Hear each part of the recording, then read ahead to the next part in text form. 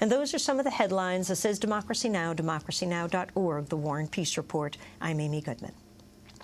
After serving 9.5 years in prison, environmental activist Jeffrey Luers is finally free. In June of 2001, Jeff Luers, then a 23-year-old environmental activist, was sentenced to 22 years and 8 months in prison. His crime? Setting fire to 3 light trucks at a Chevrolet dealership in Eugene, Oregon. He said he committed the act to raise awareness about global warming. The fire was put out with a regular fire extinguisher. No one was hurt. The damage to the cars totaled something like $30,000, $40,000. The cars were repaired and eventually sold. Jeff and his co-defendant, Craig Critter Marshall, were arrested minutes after the fire was reported. By the time of Jeff's trial a year later, he was facing 13 charges and 100 years in prison. In 2001, former Lane County Circuit Judge Lyle Velour sentenced Jeff to 22 years and 8 months in prison with no possibility of parole. Craig Marshall took a plea deal and served 4.5 years behind bars. Jeff Luers' case became known around the country and around the world. Amnesty International and the Eugene Human Rights Commission questioned whether his sentence was politically motivated. In 2007, the Oregon Court of Appeals overturned Jeff's sentence and reduced it to 10 years. Last week, on December 16th, Jeff Luers walked out of prison a free man. Just before today's broadcast, we spoke with Jeff Luers in a Democracy Now! Global broadcast exclusive. I spoke to him in Eugene, Oregon.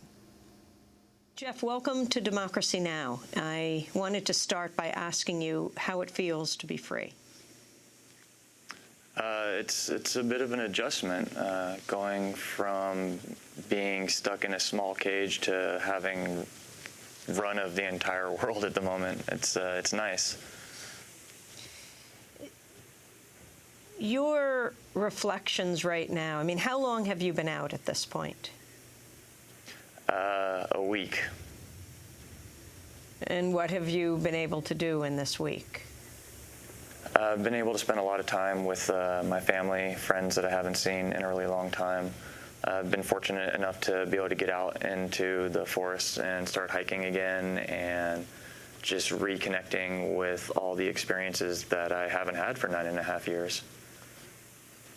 Let's go back in time for people who aren't familiar with your case. Talk about what landed you in jail, your original sentence being more than 22 years.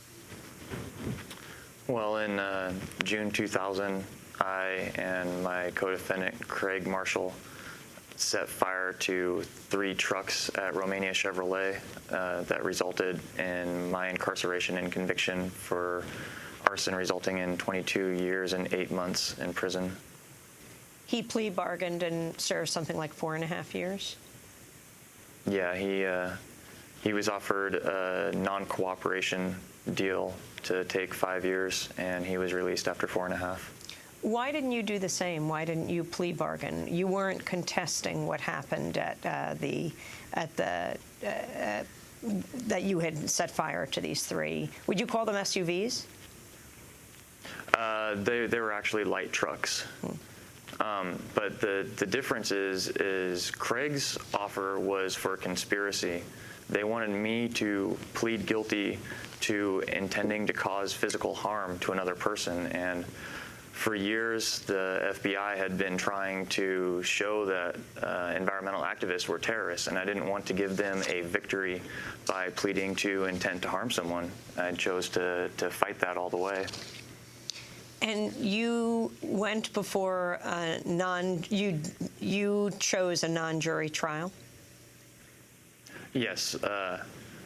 There was an arson at the same dealership days before my trial was set to begin, and on the advice of my attorney, we decided that that would bias a jury of my peers against me too much to take the chance.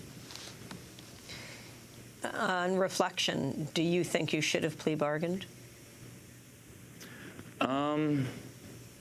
No, I honestly would have ended up serving the same amount of time.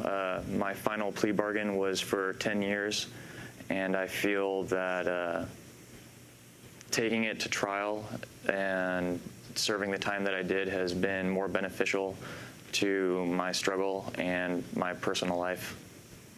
What is that struggle, Jeff? Well, it's slightly changed over the years as the politics and recognition of climate change and global warming have changed.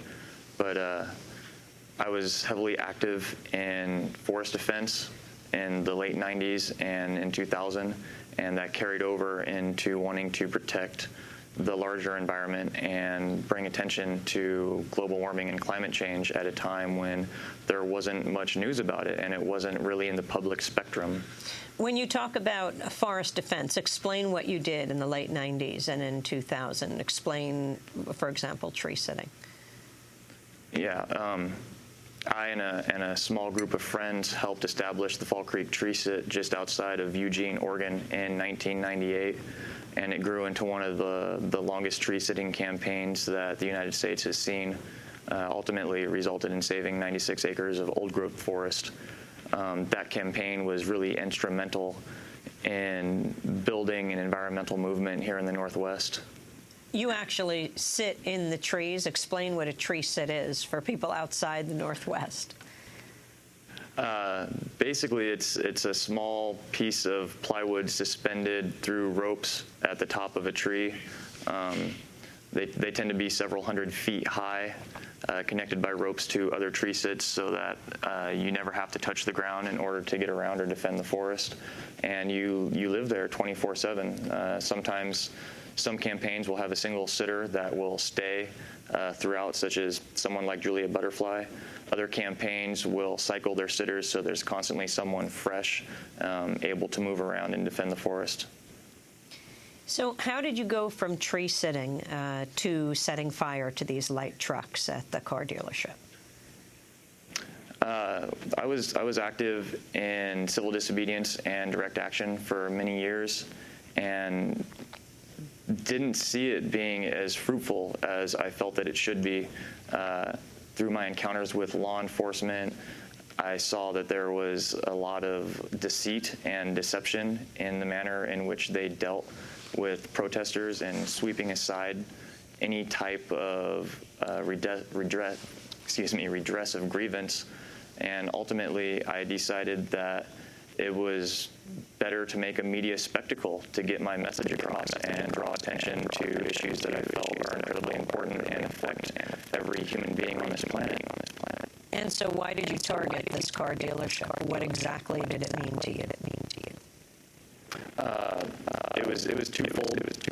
Partially, I was attempting to bring attention. We're talking to Jeffrey Luers, having a little problem with the sound there. We're going to come back to this interview in a minute. Again, Jeffrey Luers was released on December 16th after almost 10 years in prison. His crime, setting fire to 3 light trucks at a car dealership in Eugene, Oregon. This is Democracy Now!, democracynow.org, The War and Peace Report. We'll be back in a minute. Houses in rows. I had asthma, that's how it goes. When you're in LA, there are cars everywhere. See the sky and smell the air. I left home, looked around, trying to find some solid ground. I found life in the northern wood, and I knew that this was good. I saw the dozers, the death machines, tearing apart everything green. I built a platform, sat in a tree, said if you're taking her down, then you're taking down me. I saw the highways, I saw the mall, I saw the eagle, heard the clarion call. Voices of reason were talking to me, so I burned down a couple of SUVs. 23 years. 23 years.